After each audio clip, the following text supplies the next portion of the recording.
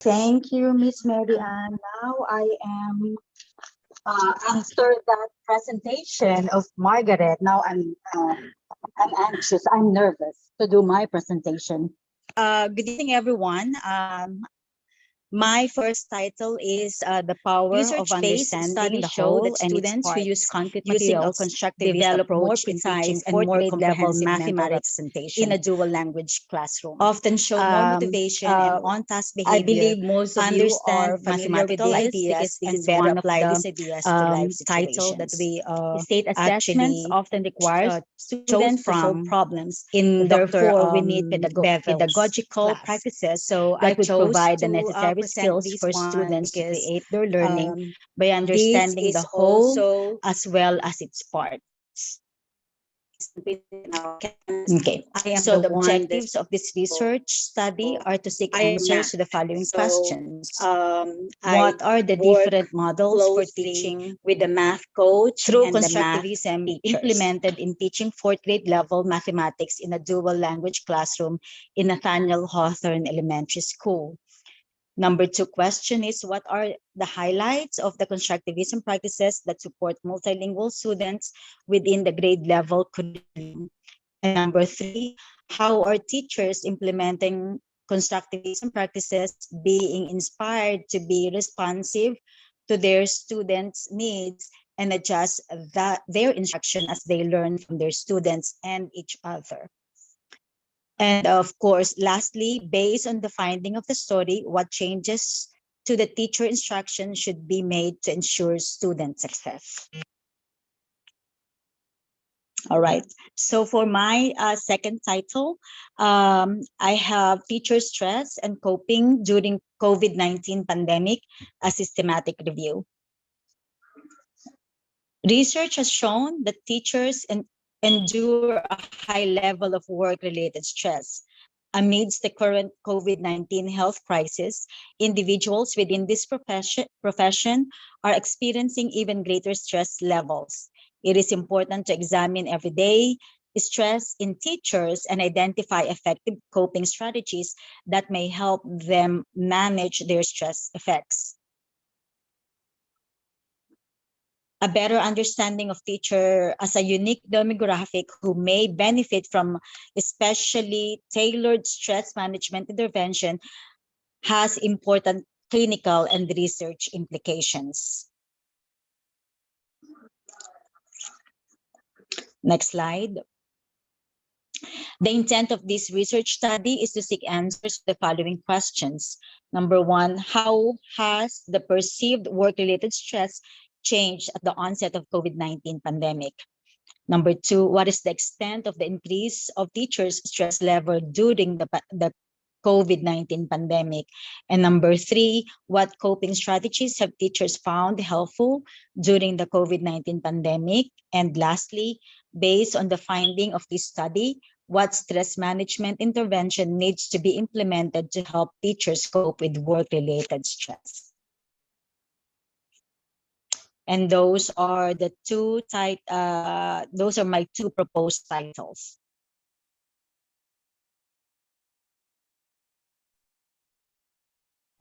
Dr. Rowena, and those are the two title proposal of Ma'am Josie Rivadelo. Okay, ma'am. Good. Thank you, Ma'am Josie. Ma'am, kindly go back with your presentation from the top, from the first title.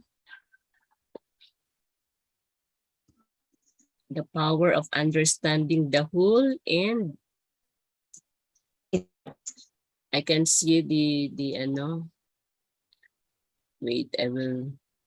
The power of understanding the whole and its parts using a constructivist approach in teaching fourth grade level mathematics in a dual language classroom. Okay. Thank you, Ms. Mary Ann. Okay. Ma'am, we can revise, maybe we can revise it as a constructivist approach in teaching fourth grade level mathematics in mathematics, and then semicolon. What output do you want to produce, Ma'am Josie? Okay. Prof- It, uh, it can be a Ma'am, will model. you repeat your? It can be a model or framework, since in Philippine Christian University, we are encouraging the EDD to have an output of a model, something which is a Mhm. model. And then for our Yes. PhD, the required output that we are introducing is the framework. So I think Okay. we're going to think of what would be the best model, right? So Okay. as we go Uh-huh. along with your title, Mm-hmm. uh, we will see to it. We will see which is which would be the best title, which would be the best output in your Okay. title. So for Mm-hmm. the meantime, so the title should be a constructivist approach in teaching fourth grade level mathematics. Okay. Okay, but Thank you. semicolon, this is for we're still thinking of what kind of model we will be producing as your output. Okay, it will remain as uh, blank, or we will think of what would be the best output that we can produce or we can do in your research. Okay, so next slide, the statement of the problem. Okay. The objective of this research, what are the different models for teaching? Okay, different models for teaching. So where did you get your question number one, different models? So after you have already the different models in constructivism approach.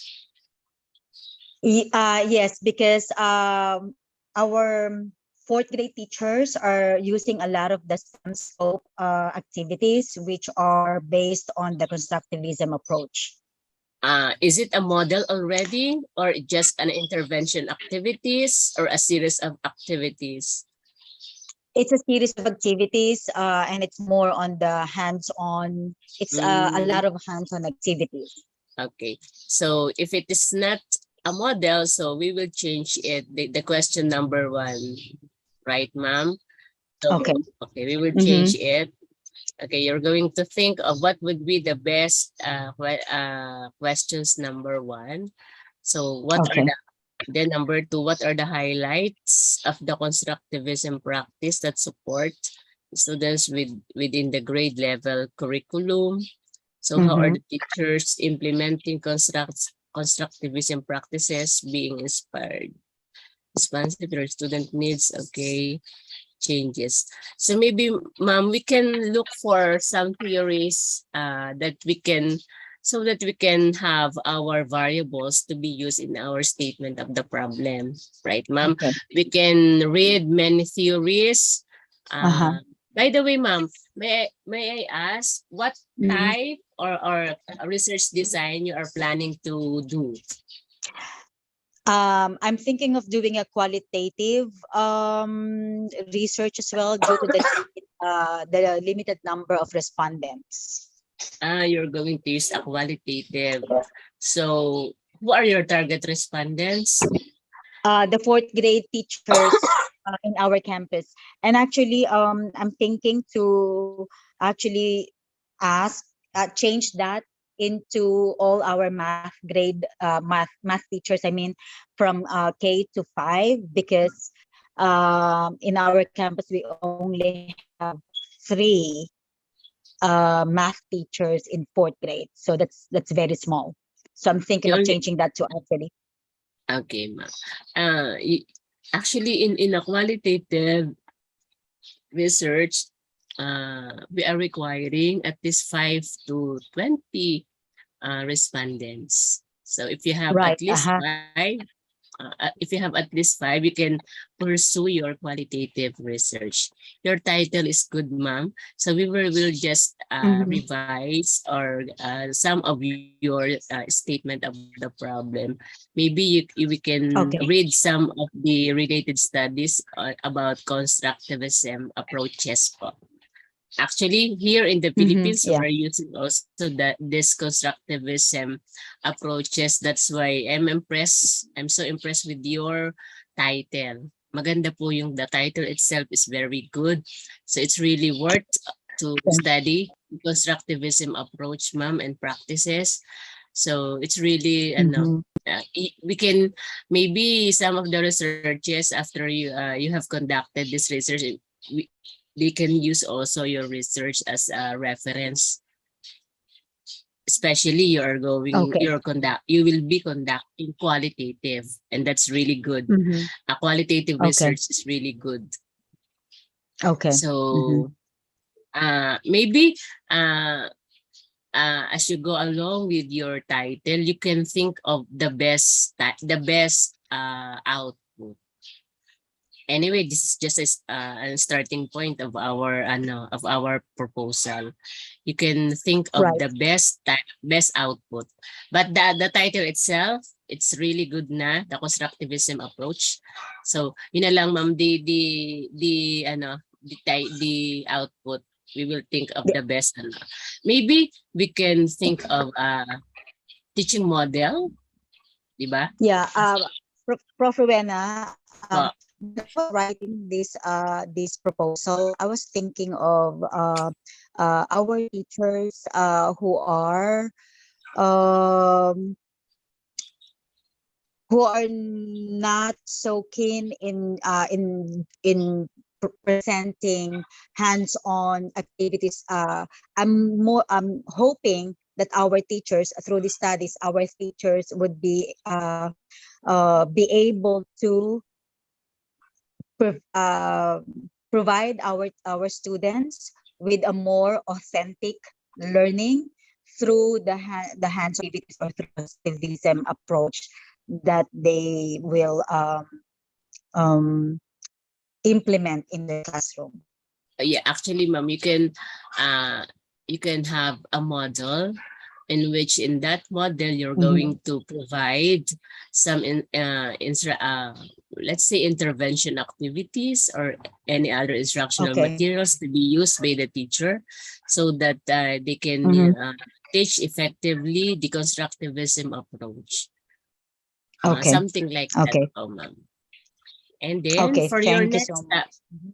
okay, for your next topic is maybe this is the best for me, the number one topic. Uh, Mm. Teacher stress and coping during COVID-19, a systematic review. Actually, we are now in the process of coping with the COVID-19, and I think Mhm. uh, the title number one would be the best for you. Okay. Okay. Thank you. Okay po. Thank you, ma'am. Thank you, Mm-hmm. Ma'am Josie.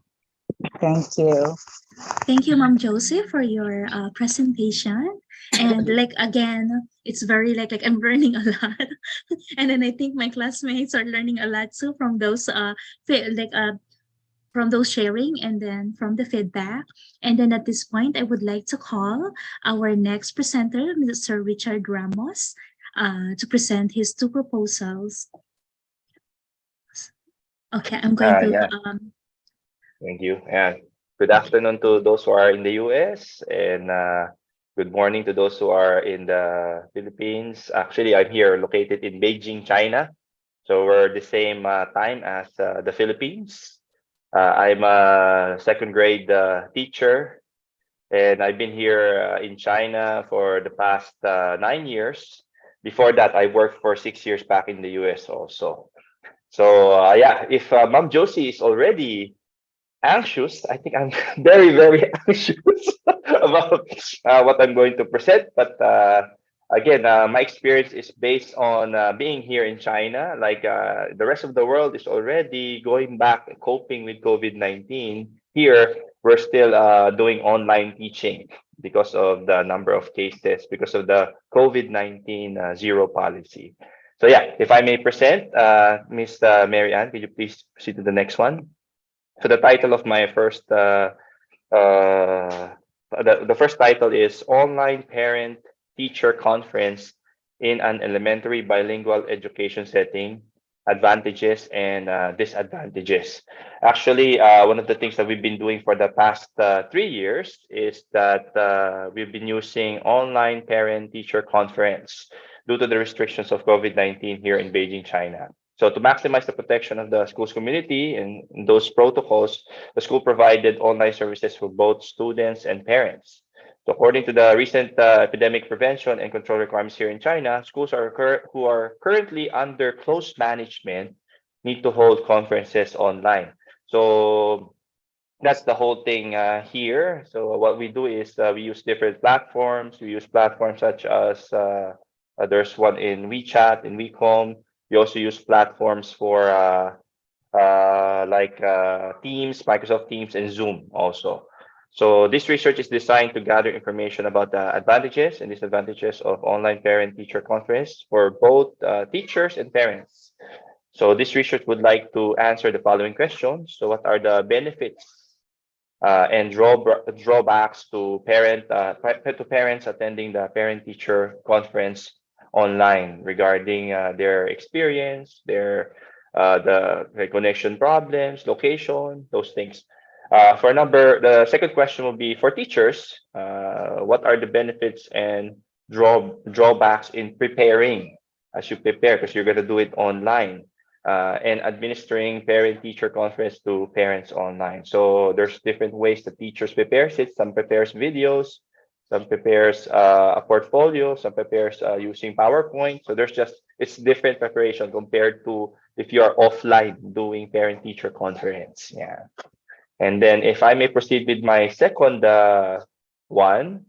title would be elementary students' perception of student-led conference in a bilingual setting. So one of the things that we also do here for grades 3 to 5 in our elementary school is we have the student-led conference. Actually, there was a time that we were offline, so students were able to do the student-led conference. I mentioned bilingual setting because again here in China, most of our students are actually Chinese. So some of them, their English level varies, and then not all parents also understand English. That's why I mentioned the bilingual setting over there. Yeah. So if I may proceed with the next slide, please.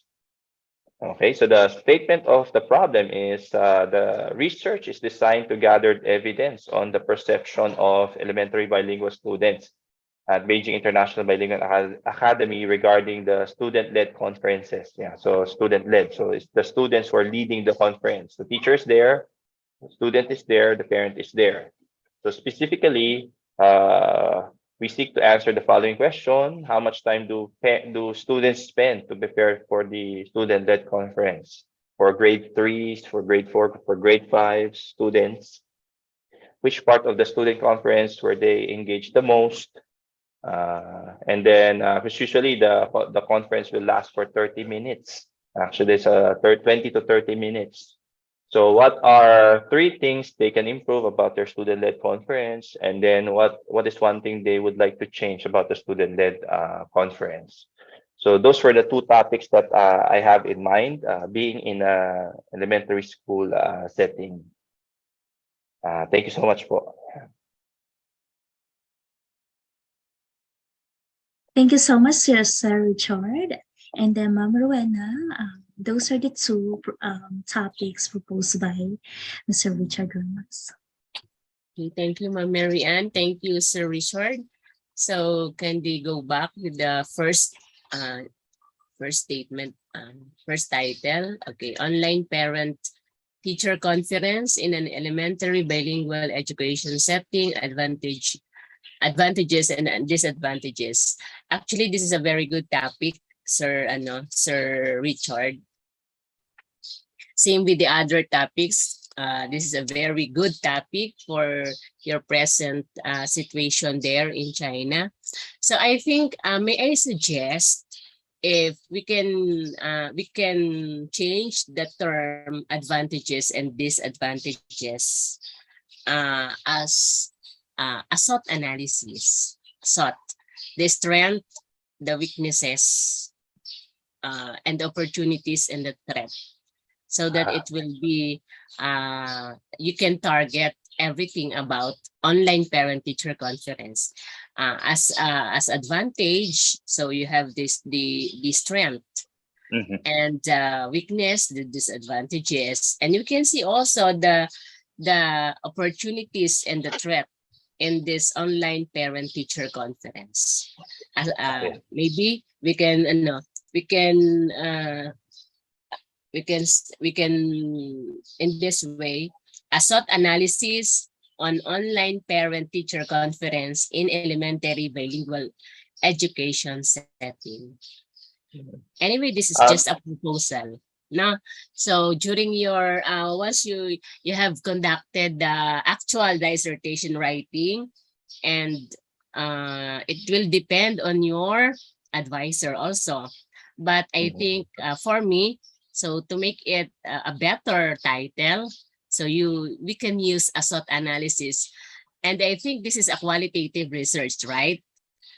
Qualitative, tama ba? Yes, ma'am. Can be both. Can Yes, be yes. So qualitative that's and good. quantitative. Yeah, that's good. And I have a lot of examples of this qualitative research in which there is an analysis on the strengths and weaknesses, and maybe I can, if I will be your professor again or in dissertation writing, I can help you in doing this. So because it's really timely, this online parent-teacher conference, and maybe this would be a great help for your teaching there in China. Is there still pandemic there? Yes, In ma'am. China? Actually, it's actually growing. We broke the history regarding the number of cases. Yeah. So, Okay. but yeah, there's just different things that are happening here right now. So far, they were recently they opened some of the establishment. Regardless, I think they are moving towards making it open, but still there's still this restriction. So it's a mix Okay. ideas pa rin po and opinions. Yeah. But ma'am, when you mentioned po yun the SWOT analysis with regards to the title, does that have to be abbreviated or it has to be It's or like okay, a SWOT analysis. It's okay, the SWOT analysis. Okay lang yun. No need to, okay. we will, for your statement of the problem, kindly go back with your statement of the problem. Okay, what are the benefits? And actually, we can just have some additional questions with regard to your statement of the problem based on the SWOT analysis that we're going to use. So basically, the questions here are all good, benefits, and but we will separate the benefits. We will separate the drawback, the drawbacks, or we will the strength, the weaknesses, the opportunities, and the threat, so that we can analyze one by one the experience on online parent-teacher conference. And one thing is, what would be your proposed output? What do you think is the best output? Actually, I'm not really sure with that since you mentioned at first I was just thinking of qualitative way, but yeah. Yes, okay. This is really a qualitative. So maybe as we go along with your research, we can find out what would be the best. Siguro you may just think of what would be your possible output. What would be your, after you have studied the SWOT analysis, what would be your great contribution? Diba? That is the output of your study. What would be your great contribution for this for these schools, or for those students and parents who are using the online parent-teacher conference, and even for the teachers who are using this kind of platform, this kind of learning modality. the online parent-teacher conference. Is it, can you explain with me what is this online parent-teacher conference? Actually, what happens po is like, yeah, basically, like the usual parent-teacher conference that we're having, like about 20 to 30 minutes, where we actually have a portfolio that we show to the parents. We show them, we gave them feedbacks about how their child is doing in school. The only difference is we do it online because of the pandemic. So what there has to be, we use a platform like Microsoft Teams. And then the only difference for us is instead of just having those portfolios, we have to make them digital. So actually, the workload in a way is heavier for teachers because we have to. Some will scan them, some will already like prepare them in a PowerPoint. So and Okay. then yeah, the limited time also we want to make sure. Now these parents are also bilingual, meaning we invite another translator sometimes Ah, in the that's conference. So it it's makes it really more complicated. okay. So once you have studied that, you can see that from your from the threat, di ba? From Yes, ma'am. the weaknesses, and though from that from the result of that findings in your qualitative research, you can find out na what would be the best solution for that problem, and that would be your output. That would be your greatest contribution in your study. What makes you what makes your research what makes your research help the parents, the teachers, and the students to come up with a very good model or framework in which you can have a regular monitoring of student progress uh, in a very easiest and systematic way. Depende, it will depend on how, at what would, on the result of your findings, the SWOT analysis of this study. Ano, sir? So we will Yes, ma'am. find out. So maybe we can siguro you can just uh, think of the best output as we go along with your research. Ano po? So Yes, thank ma'am. you, Sir Richard. Thank you po.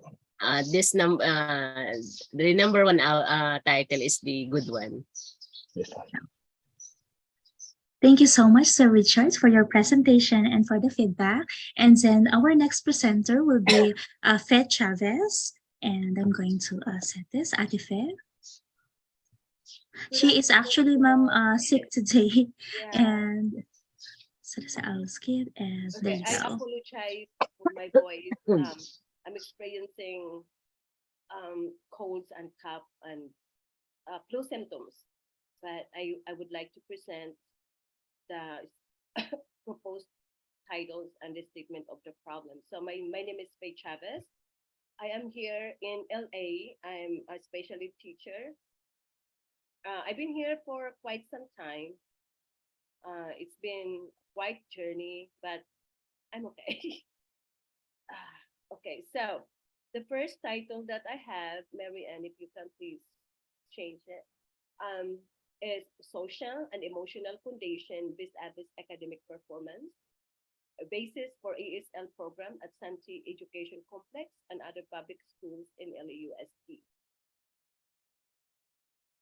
So the statement of the problem, according to the Committee for Children, a nonprofit organization known for its innovative social emotional curriculum, socio-emotional learning is the process of developing the self-awareness, self-control, and interpersonal skills that are vital for school, work, and life success. SAL provides a strong foundation for students to successfully adapt to the abrupt change in the school environment, most especially during the COVID pandemic, which actually until now, some of our students are still experiencing. I guess even myself right now has COVID, but I was negative.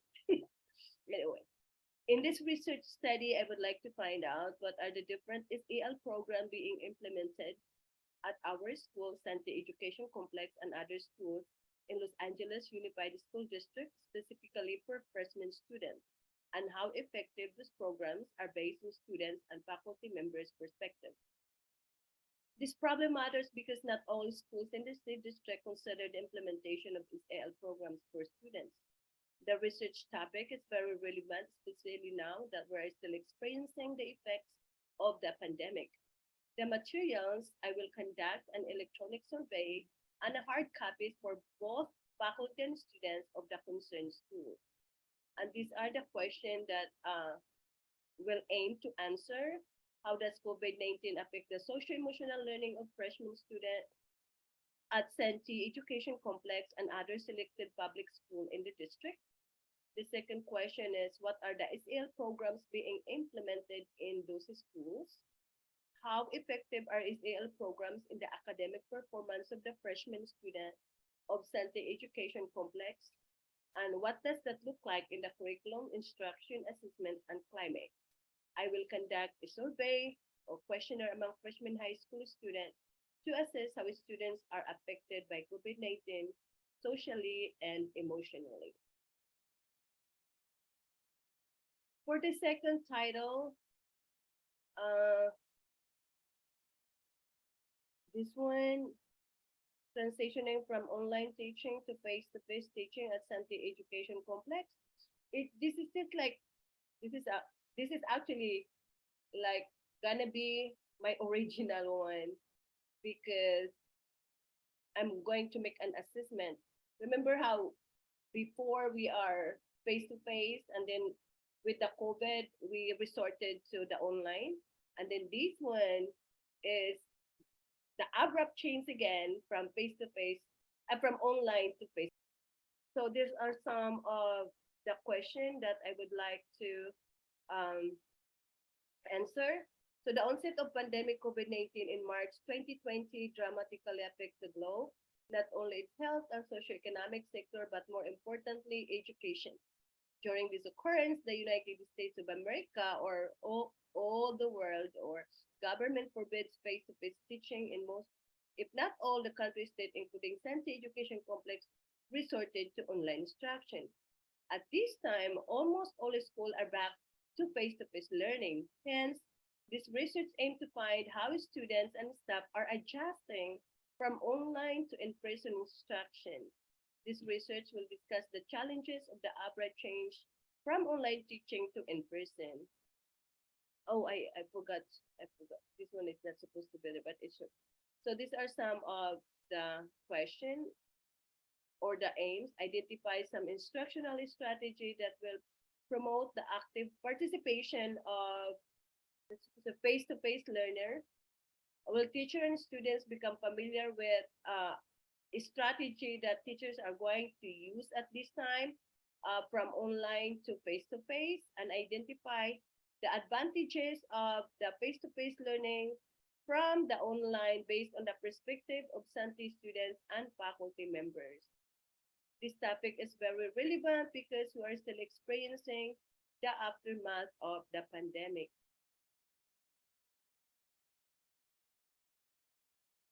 So for the third, I have actually three. So the third one is the impact of COVID-19 pandemic on the Senti Education Complex graduation and dropout rate. The Los Angeles Unified School District public schools are still struggling the effects of COVID-19 pandemic's consequences, the increase of dropout rate, and the decrease of the graduation rate. The pandemic drastically interrupted and disrupted millions of students regarding their learning development and access to education. Most of the affected population were low-income and disadvantaged learners due to the lack of access to the device and internet and the language barrier and technological skills. For this research topic, I would like to answer the following question. How big is the impact of pandemic on the graduation and dropout rate of Senti Education Complex? How does the Senti administration prepare their school and teachers when crisis like COVID arises? And number three, what programs and how effective is the implementation to reduce the students who will drop out and increase the graduation rate based on the students' and teachers' perceptions. The research topic is very relevant, especially now that we are still experiencing the pandemic due to the limited time and accessibility to the materials. I will conduct an electronic survey and hard copy for both Santi Education Complex and other public schools in the district. Thank you. Those are the three proposed titles that I came up with. Thank you for listening. Actually, I want this title number 1, the social and emotional condition. Me too. I like that one too, ma'am.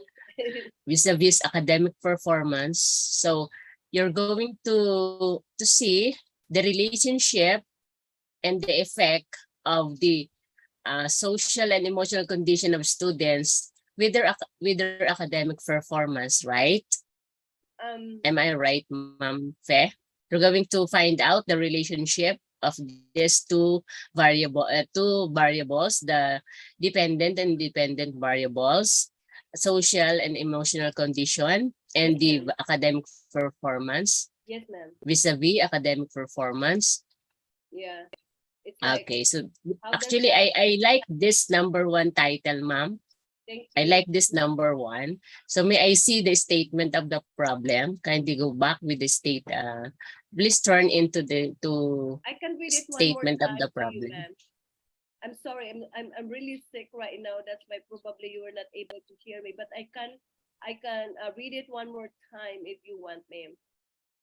You want to read it Okay, one more time? ma'am. Ma'am Rowena, So- can you hear Ate Fet clearly po or very light lang po? Can you hear me? Would you like me to read it one more time, Ma'am, ma'am? it's so I can't hear. Very light, I Ate can't- Fe.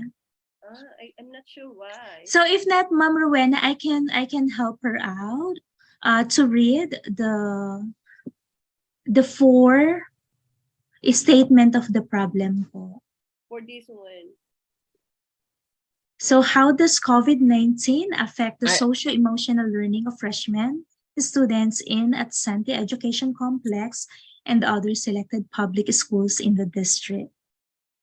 What are the SEL programs being implemented in the schools? How effective are SEL programs in the academic performance of the freshman students of Santi Education Complex? What does that look like in the curriculum, instruction, assessment, and climate? Okay, Ma'am Fe, Yes, my ma'am. question is it what kind of research would you like to study? Is it a qualitative or a quantitative? I was about to do both, but whatever you will suggest, ma'am, I will do it. Ma'am, I think the best for this is quantitative because we're going to see the relationship of their social and emotion, what's that? Social and emotional Foundation. learning Yeah. of freshman students and their academic performance. I think the best research design is the quantitative. How many students do you have, ma'am? Well,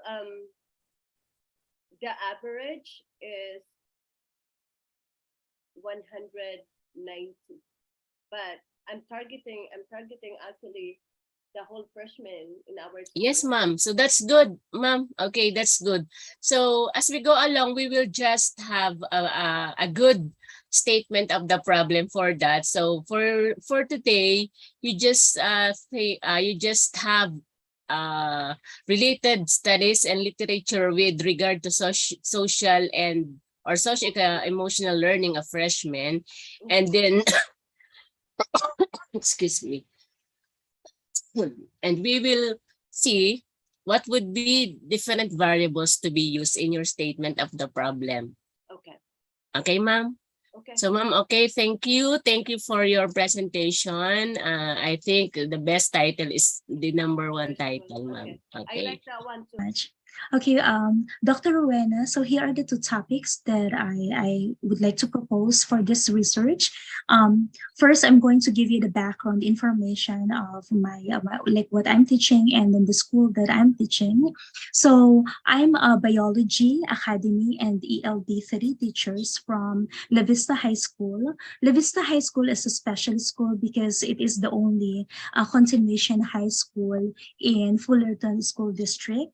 So we are working at the high risk students, at risk students of not graduating on time. So the way that our school operate, instead of like earning credits for a semester, so we are working in like a quarter, and then each students they have like a different like program, and then they have their individual education plans. So and for this year, like our school, actually for the past 3 years, our school focused on like 4 trends that uh, trained us to become a better educators for the type of students that we are working with.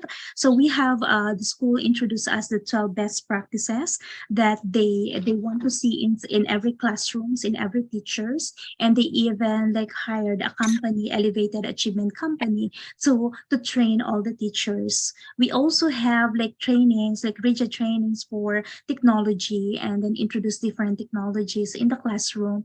And then every time that we completed those trainings, we receive like badges and of course like bonus like gift cards like those.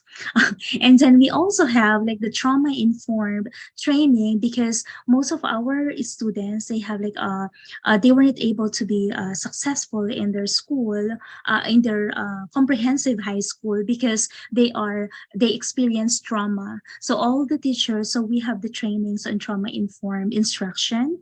And then we also have we change also our structures of our professional learning community, because before we are focused only on like we do our own thing. But now we change that. We have the PLC, and making sure that each department, each grade level, each subject, so we have like a cohesiveness with regards to the use of like academic language, and then how we grade our students. So, and it's really like works really well. Like we saw like a lot of like changes on the performance of our students, as well as the increase in the graduation rate of our school. So with that long background, here are the two topics that I selected. So the first one is the La Vista High School's 12 best instructional practices and its impact to students' ownership of learning. So again, our students are at risk of not graduating because they don't have the student ownership of learning.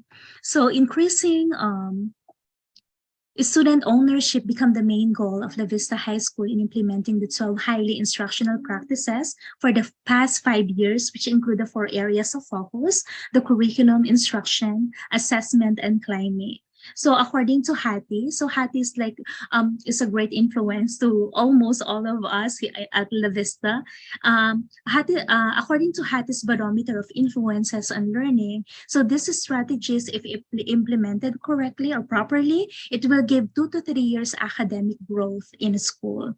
So below are the 12 best instructional practices being implemented at La Vista High School, and these 12 best practices, so we are that those are backed up by theories and like proven by like different studies. So one of that is under the curriculum, having the daily learning objectives. Number 2, integrated approach or conceptual redundancy. And number 3, curriculum materials matches objectives. And for the instruction, we focused on the structured students to student communication. So it's more on like student-centered learning environment, effective instructional strategies, and instructional time use efficiently. For the assessment, so we selected like 3, and those are monitor current understanding and feedback, monitor current understanding and adjust as needed, and differentiate based on predetermined needs. And then for the fourth factors, focus is the climate. So we need to establish a respectful academic environment, cooperative academic environment, and collaborative academic environment. And this research aims to answer the following questions. And sorry, for some reason, all the questions start with the house. how the 12 best practices looks like in a classroom, how the school support the teacher in implementing the 12 best practices, how the 12 practices guide the teachers in improving his or her instructions, and how the 12 practices impact students' ownership of learning. And that requires a lot of modification, I know. So now I'm going to proceed to the next topic. And I love all the fours, but for some reason I selected the evidence-based impact of professional learning community or PLC at La Vista High School's curriculum, instructions, assessment, and climate. Those are my wonderful colleague right here in the picture. The picture has a permission to post this. So here's my statement of the problem for my second topic. So the research aimed to gather evidence on the effect of the professional learning community at La Vista High School. Specifically, we seek answers to the following questions. PLC impact on the teacher who are part of the PLC. What is the impact of the PLC on the climate, instruction, curriculum, and assessments among teachers and students? How does the school conduct the PLCs among its teachers? How does the teacher perceive the effectiveness of PLC among their department and learners? And what data sources will show the positive impact of PLCs in my school? And Dr. Ramirez, those are the two topics that I would like to propose, but my first love is the first one. Actually, ma'am, the title, Yes. 12 Best Instructional Practices. So you're trying to, your goal is you're going to assess the impact of these instructional practices to the student ownership of student ownership of learning. You're going to assess its impact, its effect. Yes. Yes. So how are you going to assess its impact? So like for my research, but I think like I would like to go over with all those like best practices and then get the data by having like survey for the teachers if they will really like implement the 12 best practices in the school. And then the second part is that like surveying the students on how these 12 best practices that the teachers provided to them help them to take ownership of their learning. Okay, so meaning to say, so if you're going to have a survey on the use of instructional practices, so you're going there is one variables that you must use in order to know its impact. And how did you get that impact? In what particular, let's say, academic performance or what kind of so I'm thinking po that aside from the response of the students, I would like to compare the performance of the students the before and after we implemented the 12 best practices po. So it will show that it really like helps the students because we have like a different like examinations, a test for students po. And I think and the graduation rate, I can also like show the graduation rate of our students or the number of credits that they earned before the 12 best practices implemented and then the after. So meaning to say you want to have the experiential research design. Okay. Tama. Okay. So if that would be your your decision of having this title number 1, you will be using the experimental. Actually, that is a quantitative research design, which is an experimental research design in which you're going to have the pre-test and the post-test. Pre-test, and then there are a control and there are control and experimental group that you're going to experiment. And then we're going to conduct the pre-test and the post-test, and you will see what's the impact of these instructional practices with your student if you're going to use the title number 1. Actually, I will go with the title number 2. The title number 2, I want this number 2, Ma'am Mary Ann. Patingin niya, okay. This is really good. evidence-based impact of professional learning community at La Vista High School's curriculum, instruction, assessment, and climate. What kind of research design you are planning for this title number 2? It's the same thing po, like the before and after. Like I'm going to survey the students and the teachers in our school for the Okay. before, like based on their experience before So, we yes. implemented the PLC and then the after. That's a very good topic, ma'am. That's a Okay. very good research of conducting a quantitative experimental research design.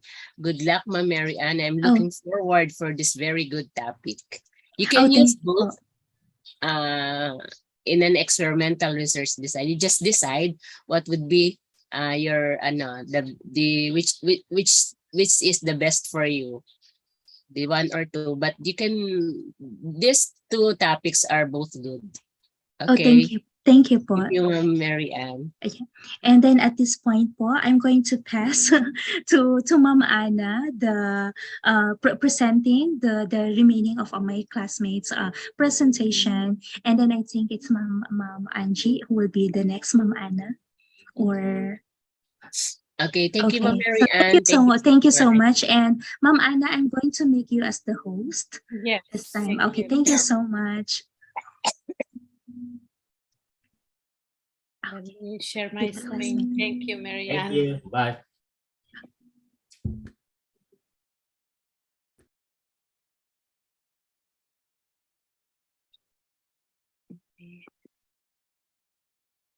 Okay, so let me go to the presentation, and Miss Angie, you are going to be presenting now? I think I saw. Yes, Ma'am Anna. Okay. Let me go down.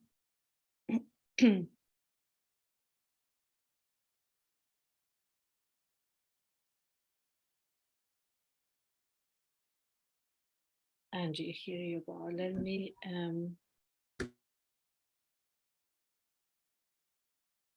all right, so let me there you go. We're ready. We're recording. I think you're muted, Ma'am Angie. I'm sorry. Good evening and good morning, everyone. These are the two titles that I'm proposing. I want to apologize ahead of time because this is my first time doing research in this formal way, and I have no experience. So I did my best, and I'm willing to learn from the professors and from everyone else. But here I go. My first proposal is the impact of COVID-19 pandemic on Texas early elementary grades, specifically in reading skills. And my job at this time is I'm an educational diagnostician. So I test students who are referred for special education. And after COVID, I've seen such a decline in the basic reading skills that I feel compelled to take a look at it and see if I can explain it in some way that it's understandable for parents and teachers. So if we can go to the next slide. So the COVID-19 pandemic disrupted the teacher learning process as it was known for hundreds of years in Texas, and I guess all around the world as well. Schooling was stopped in its tracks for several days, and when it began again, it was completely different than what teachers and students knew.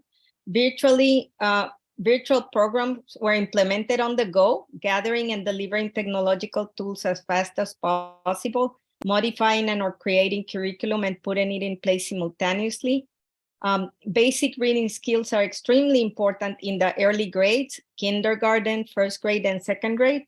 And this research will focus on the impact of the COVID-19 pandemic in the sensitive area of development of basic reading skills. The research aimed to answer the following questions. What are the basic reading skill levels at the end of pandemic period, which is 2018-2019 in kindergarten, first grade, and second grade?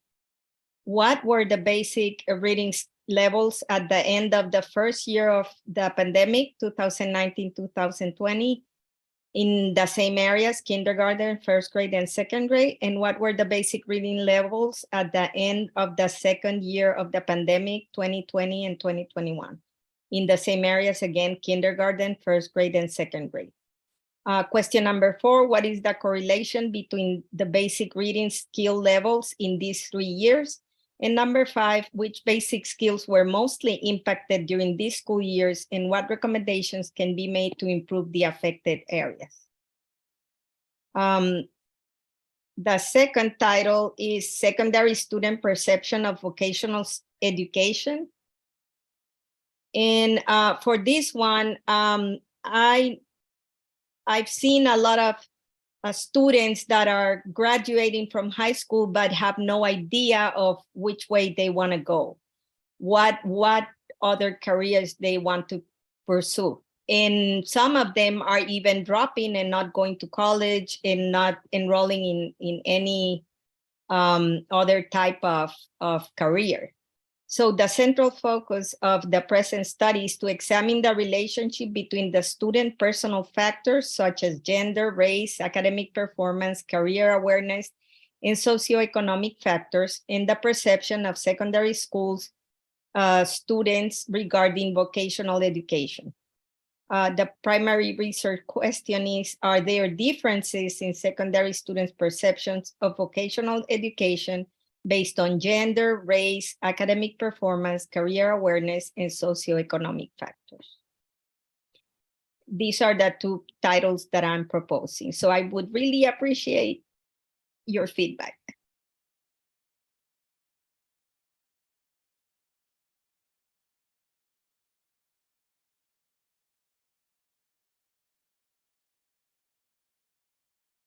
Dr. Ramirez, did you hear Ms. Angie? Hello, ma'am. Good morning, Ma'am Angie. Is it Ma'am Angie? Yes. Ma'am Angie, you are from what country, ma'am? I'm originally from Honduras in Central America, but I'm currently working in the United States in Dallas, in Texas. You are working as what particular job, ma'am? An educational diagnostician. What I do is, when here in the United States, when they feel that students are failing and they have greater concerns regarding their if they have a disability that would be impacting their performance in the school, they send them to me for evaluation. So I do cognitive testing and achievement testing to make a determination as to if they meet criteria for special education or not. So I do evaluate the reading areas within the achievement component of the evaluation. Okay. So, ma'am, kindly go back with the title number 1.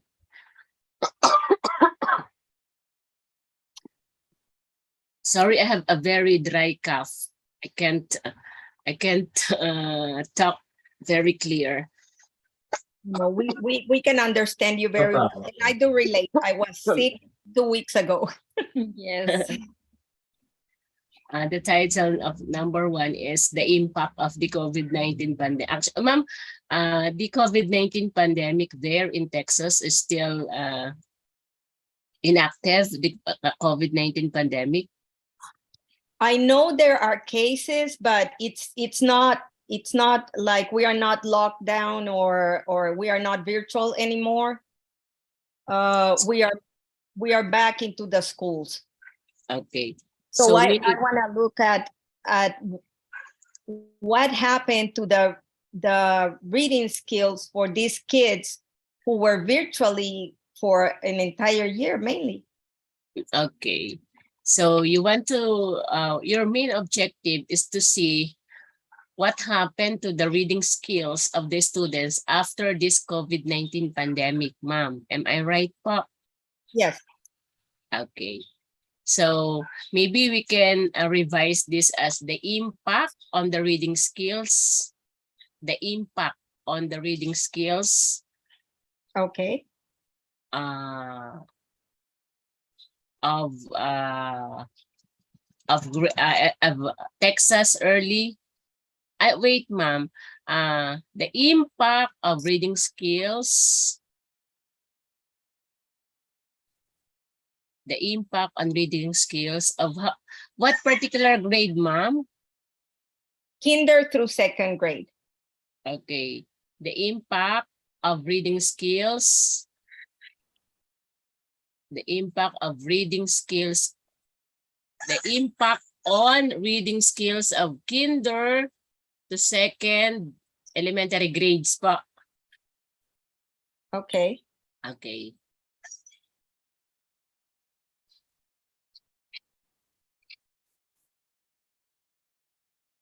So the impact on reading skills of kindergarten through second grade of the elementary grades. On COVID-19 pandemic. On COVID, okay. Okay. So actually, ma'am, okay, next slide po. Actually, I really like your the art of questioning, the art of presenting your statement of the problem. So you want, ma'am, in this type of statement of the problem, you want to correlate or you want to see the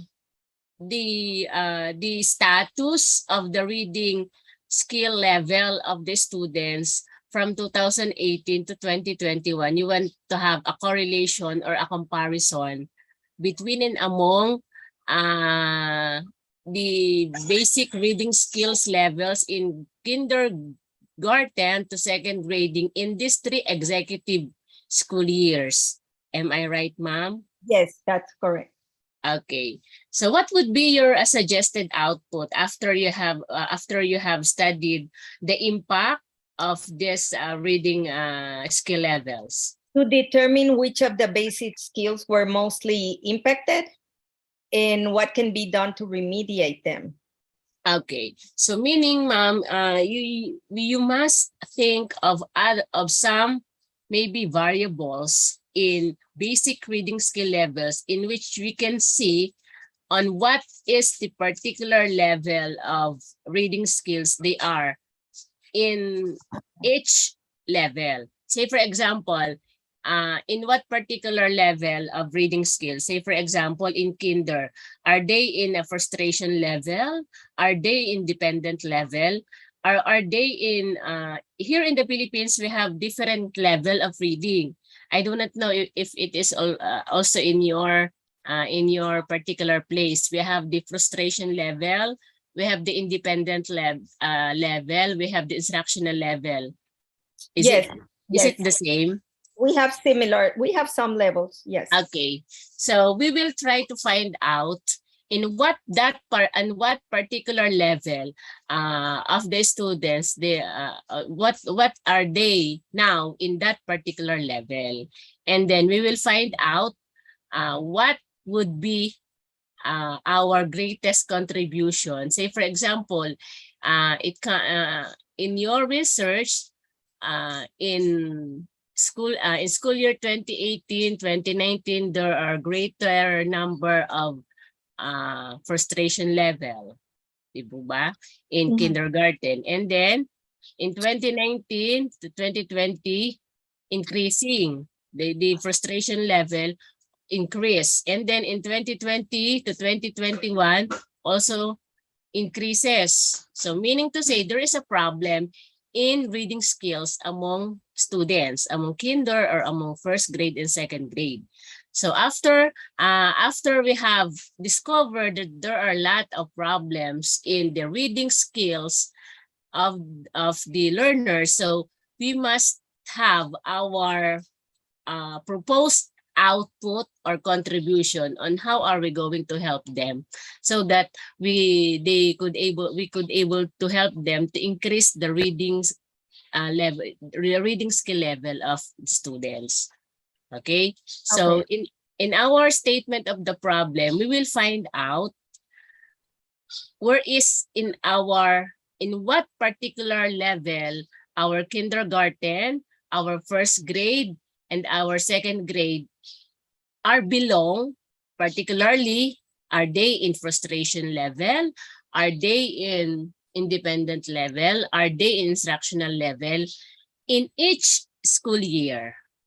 Okay, and then we're going to correlate this reading skill level in these 3 years. We're going to correlate, and we can see out of that correlation on what particular school year we should focus in, so that we can able to give, or we can able to suggest some of the intervention activities, or any contribution that you can contribute for the development of reading skills of our pupils as your output of your study. Okay. Did you get me, ma'am? Yes, yes. Okay, so as their as your suggested output.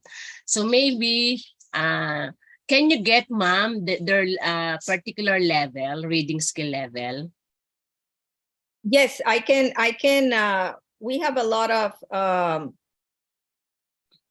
data. Yes, for school districts. Yes. Okay. So, ma'am, first and foremost, you will get all the data of the pupils, so that we can have the correlation. Yes. Okay, and then we will find out also what would be our best contribution as we go along with our research about this reading skill level of our pupils. Okay. Okay, so I think this title number 1 is the best for me. The title because you focus with the reading skill level, which is really one of the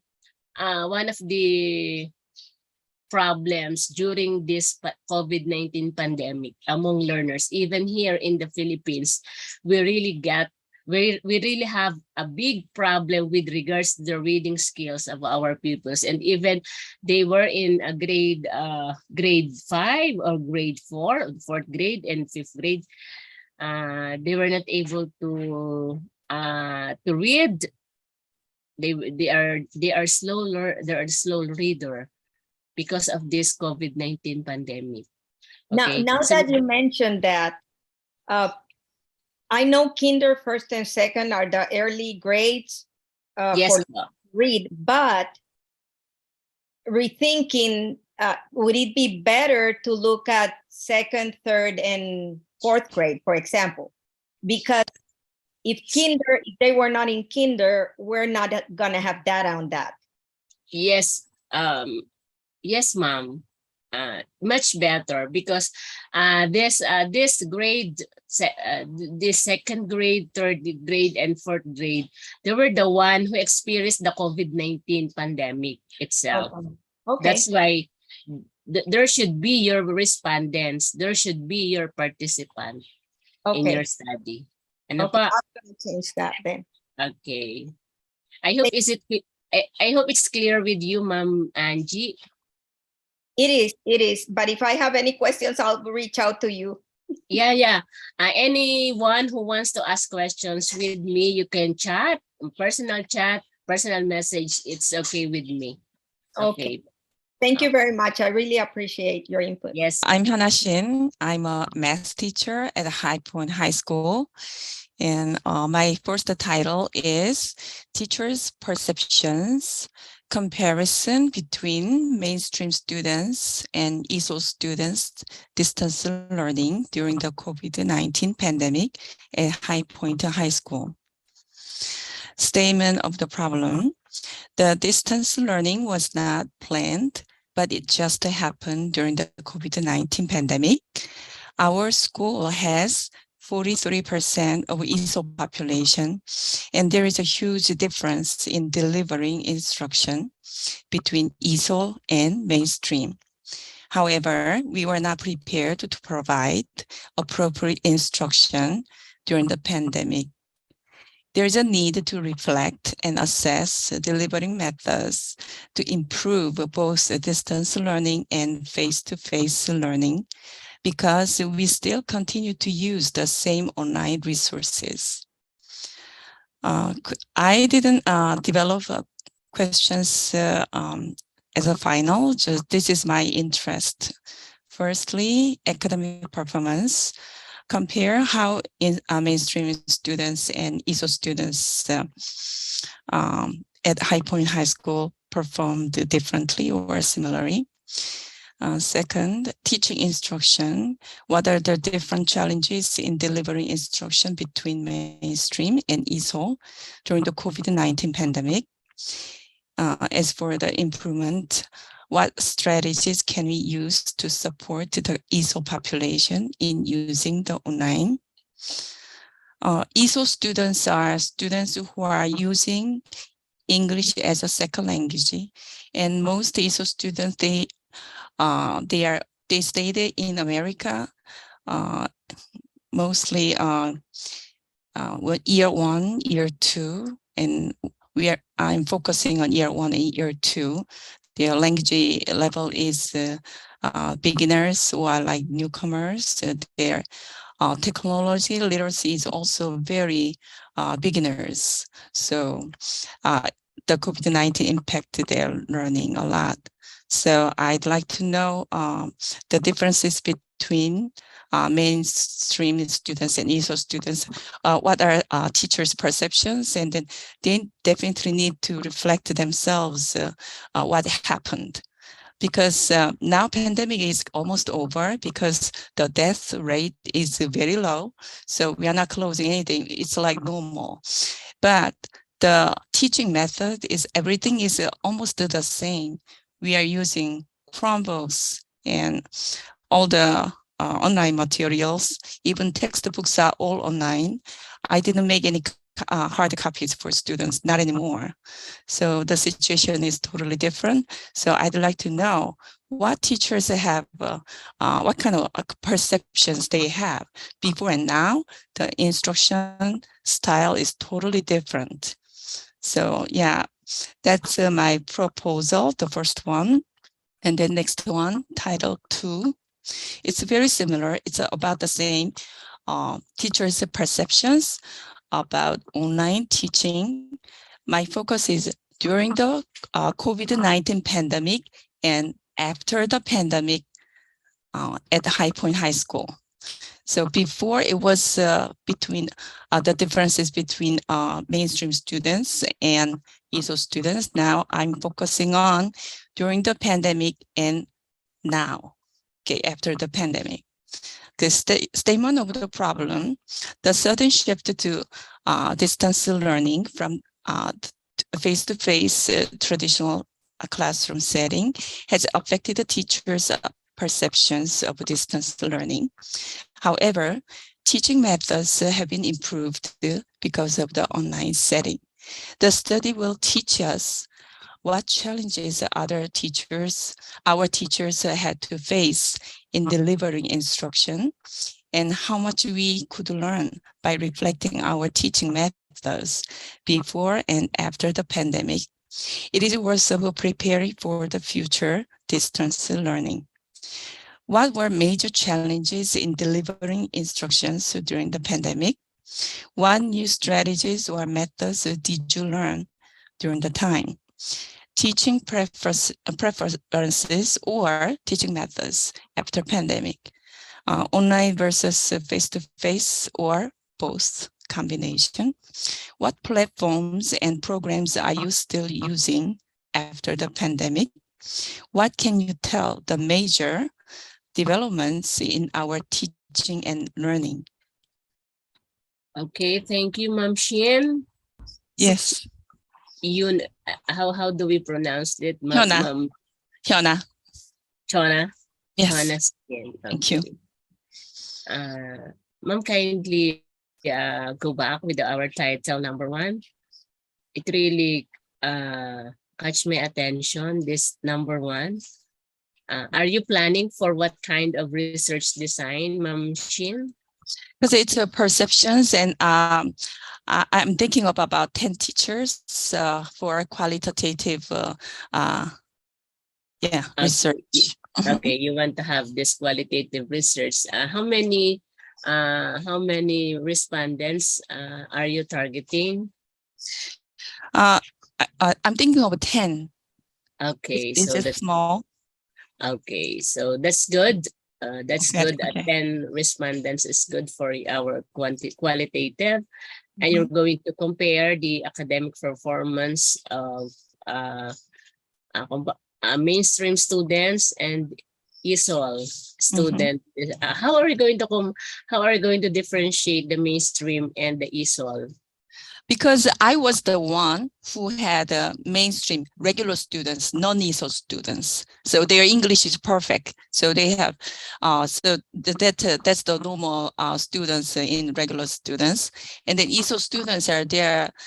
They cannot make even good sentences and simple sentences. Okay. So English literacy is the variable.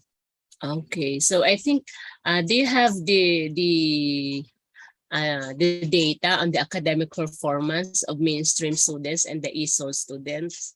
Yes. Okay, so by those data, we can see, we can compare this the difference between the students, the mainstream students and the ESOL. And maybe you want to see the challenges that they have experienced and the strategies, so that you can, that's a very good topic, ma'am, that your title number 1, that's a good topic. So you let us pursue this topic. So it's really good, the mainstream students at the comparison of their academic performance, and I think the best output that you can share with this is the best model, so that the students could able the ESOL students could able to gain good grades even they are ESOL, di po ba? So I think you can pursue this title number. That's really good, ma'am. Title number 1. Okay. Thank you so much. I have a question about theoretical strategies. Do I have to add something about? Yes, ma'am. I think you have to look for what particular strategies we may use in the ESOL students. ESOL. Okay, Yes. so I will look for it. And also, this is my focus is online teaching. The platform is only, we are not using the Zoom, but the teaching is the same. So everybody is using the computer. We are not making hard copy papers anymore. So Okay. yeah, it's a continuous. Everything's continuous. Just we are not opening the Zoom. So teaching strategies. So I have seen a lot of researches about pandemic. Yeah, that's good. Yes, but there's no research at this time during the pandemic and now. So yeah. So pandemic is over, but we have changed a lot of things. Okay, so as we go along with your research, ma'am, we will see if we can use an experimental research design or a qualitative. Maybe it depends with the variables that we can see from the previous studies. Ano po, so as we go along with your study, we can think of the best research design so that we can achieve the main goal of knowing what would be the best thing that you can contribute in order for us to have the ESOL students to learn and to increase their performance. Ano po, their academic performance. I have a question. So the product is teachers' perceptions and then data. So teachers, they saw the data, reviewed the data, and then I'm not judging the data, right? Teachers' perceptions, it will be the results and product, right? Yes, ma'am. Yes, po. Okay, thank you Definitely. so much. Mhm, Okay, thank Thank you you, so Ma'am much. Chen. Thank you po. Hi, everyone. So I have two research topics that I'm proposing. Just to give you a brief background of myself, I'm currently an education support in Melbourne, Australia, specifically in Gilson College. What is an education support? So we are under what we call a student support officer program, whereas students in secondary schools or even in grade school or primary school, students who are under what we call a funding with disabilities, for example, ADHD, autism, high functioning autism, or what we call slow learners students, they're given funding by the government, and these funding is used to have an extra support. It's like tutoring specifically to those students. So the first one I'm presenting is Ms. Anna, thank you.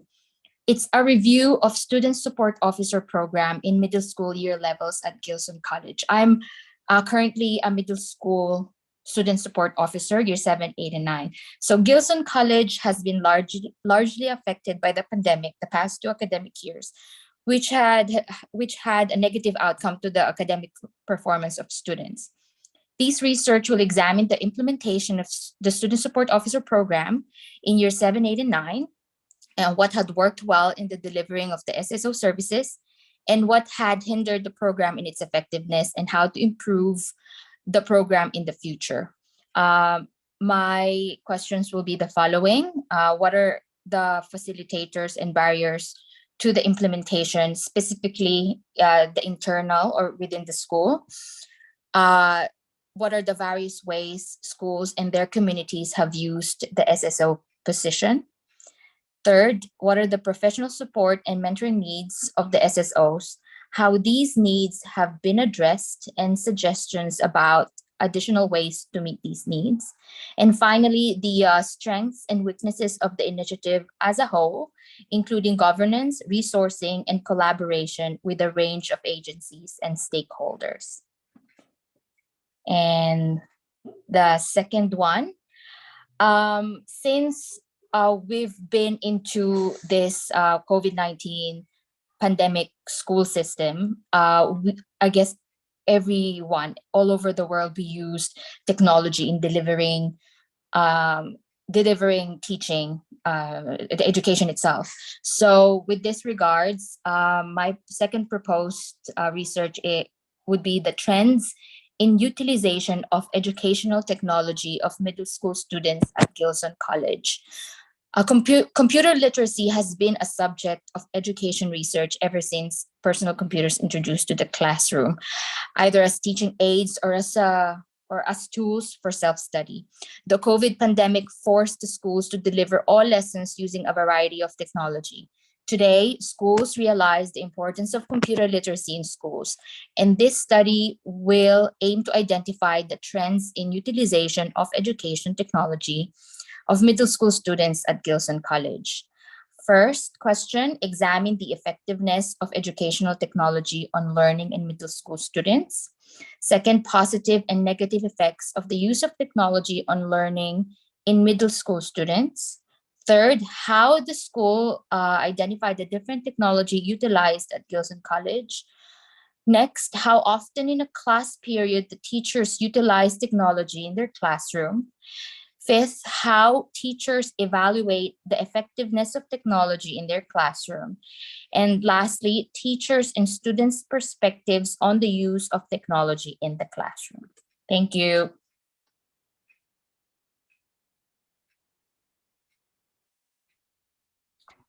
Okay, thank you, Ma'am Janet. And can you have our first slide?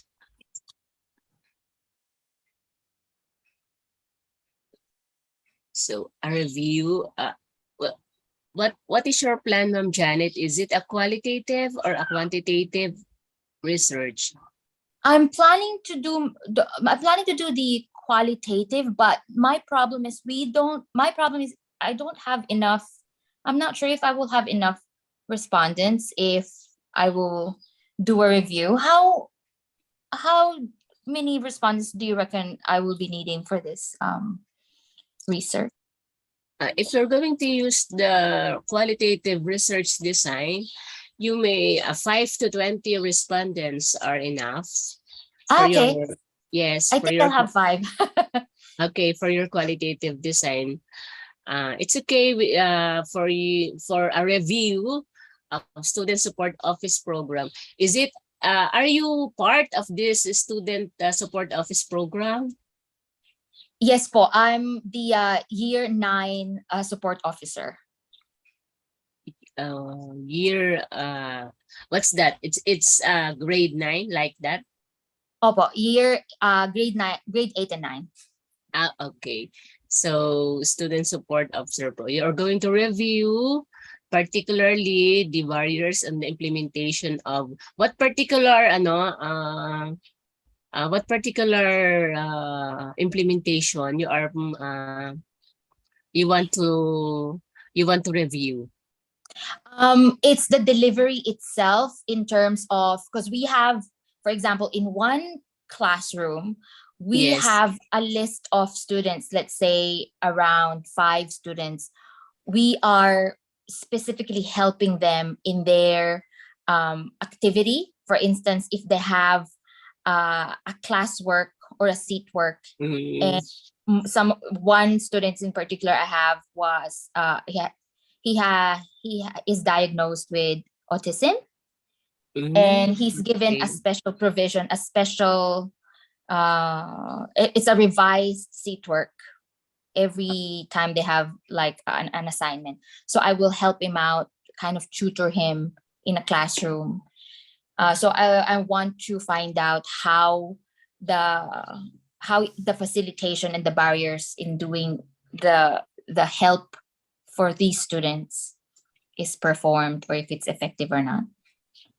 Okay. So how can you test its effectiveness through their academic performance, or what would be your basis?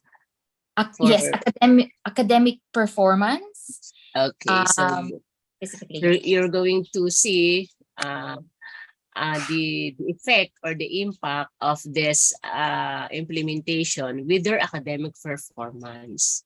Opo. Tama ba Yes. ako? Yes Okay, po. so and this four statement of the problem are really good. You're going to see the various ways, yes, and then and I think the professionals, I think your best output is the number 3, the professional support. Yes, yes. I think you just professional support and mentoring needs of the SSO, how these needs have been addressed, suggestions. Okay. So you're trying to see what are the mentoring needs of the SSO, and then the strengths and weaknesses of the program implementation. Oh, that's good, ma'am. It's really good. So you're going to pursue this title number 1. I think for me, this is good na. Ano po? Okay po. Thank you po. Itong title number 1 mo. Thank Okay, you, kasi Doctor. what's really good there is you are in the position of researching this because you are one of the SSOP, you are one of the student support officer program. So I think that's the best characteristic, or that is the research ethics, ethical consideration in doing a research. You must be included in the program itself. Okay. Thank you po. Okay, thank you, Miss Jan. Thank you so much, and good morning po, Ma'am Rowena, and good Yes, evening. good morning po. And good evening, Mr. Flores. Thank you for giving the opportunity for me to show my proposed title. And what slide am I in? Hold on. Please hold on for a moment. Let me find. Okay, there you go. Number 59 slide, Dr. Rowena. Okay, first title. And thank you, Miss Fernandez. Thank you for putting that up. And my first title would be, background, sorry. My background is I'm a mathematics teacher in a high school in Prince George's County in Maryland. So my first title is Mathematical Apprehensions and Performance of Students, of high school students at High Point High School. Now, let me make it bigger. Sorry, I cannot see it. 67. Okay, there you go. Statement of the problem. One of the focuses of schools is on mathematical achievement as a result of mathematics assessments, which shows that there is a decline in mathematics achievement of students. One of the factors that contributes to performance of students in mathematics is the apprehension to understand and comprehend mathematical concepts. This study aims to determine ways on how to increase student academic performance of high school students by looking into the possible strategies to address the effect of student mathematical apprehensions. The study aims to answer the following questions. Number one, what can be reasons for students' apprehensions in dealing with mathematics courses? Are there differences among male and female students on mathematics achievement and mathematics apprehensions? How can mathematical apprehensions of students be addressed? What teaching strategies can support low-performing students in dealing with mathematical apprehensions in increasing their achievement in mathematics? Title 2, Teaching Mathematics Problem-Solving Strategies, Practices of High School Teachers. Statement of the problem. Critical thinking is important in math. And part of critical thinking and analysis is the ability to successfully interpret and solve word problems. As such, mathematical pedagogies in teaching aim to develop mathematical thinking and mathematical problem solving. Mathematics standardized assessment results show the decline of a student's mathematics achievement. The results of this study may help provide educators with insights on how to support students to facilitate student achievement in mathematics. Questions. Number one, what teaching practices do teachers use in teaching mathematical problem solving to increase mathematical achievement? Number two, what mathematics problem solving strategies are used to address the errors that students do in solving math problems? How effective are mathematics problem solving strategies in increasing the student achievement of students in math? And what rubrics can be used to guide mathematical problem solving of students? So these are the two proposed titles for study, Dr. Ramirez. Hello, ma'am. Good morning. It's good evening na po dyan. So, ayan.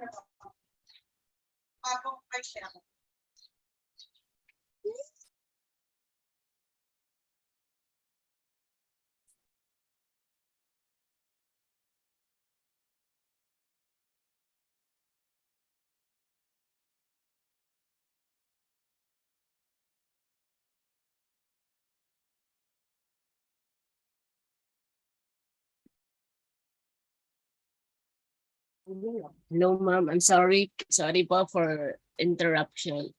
No problem. Medyo lang, sorry. I'm so sorry. It's okay. No It's problem. okay. Just wait for a while. Go ahead.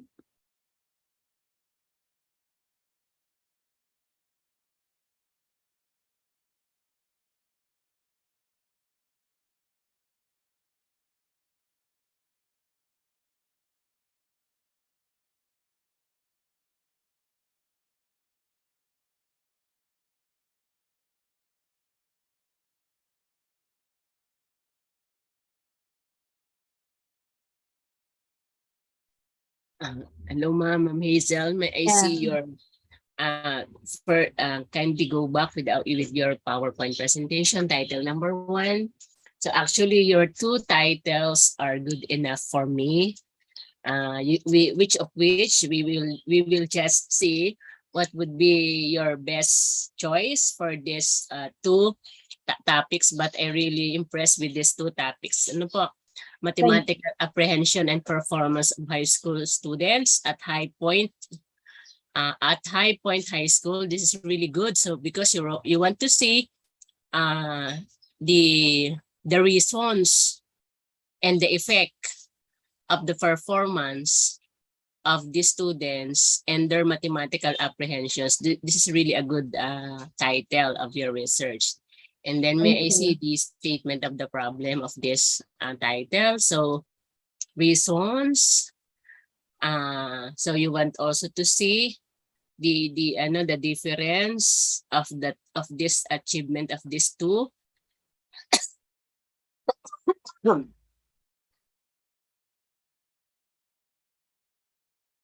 sorry. It's okay. And then how to address this mathematical apprehension and the teaching strategy. This is really good. So I think this title number 1 with the statement of the problem, and we will just think of what would be your best output. Okay, that is your great contribution after you have learned what are the reasons, what are the strategies that we can use in order to develop a good academic performance and to avoid these mathematical apprehensions among our students. Okay, so in terms of title number 2, let us see, ma'am, the title number 2. Teaching mathematics problem solving strategies. This is really good because many students have problem really in mathematics. So in learning mathematics, this is one of the one of the challenges of our students learning mathematics, especially the solving problem. So this is really good that you will see what would be the strategy in teaching mathematics problem solving and how we can help students to learn this mathematics problem solving strategy. Okay, so may I see the statement of the problem? So okay, I think the thing that we will just focus in is your output for this 2 problem, Ma'am Hazel. We will just see to it what would be our best output, and we can think of the best as we go along with your research, with your with your dissertation. We can see what would be the best output. And let us remember always that you are in a doctoral degree, so you're going to have a dissertation output, which is in PCU. So a model is advised to the output for the ADD students. Ano po, Ma'am Hazel? So Yes, thank ma'am. you. Okay, thank you, Ma'am Hazel. Thank you din po. Ma'am, when you say model like maybe a teaching mathematics model, like that. So as we go along, I will give you some example of models as we go along with our discussion. And don't worry, for this is your first subject in research, and you have also dissertation writing subject. And with that subject, the PCU will teach you how this models goes and what would be the points to remember, what are the things to remember in making a model as the output of our study. Okay, thank you, Ma'am yes, Hazel. ma'am. Thank you.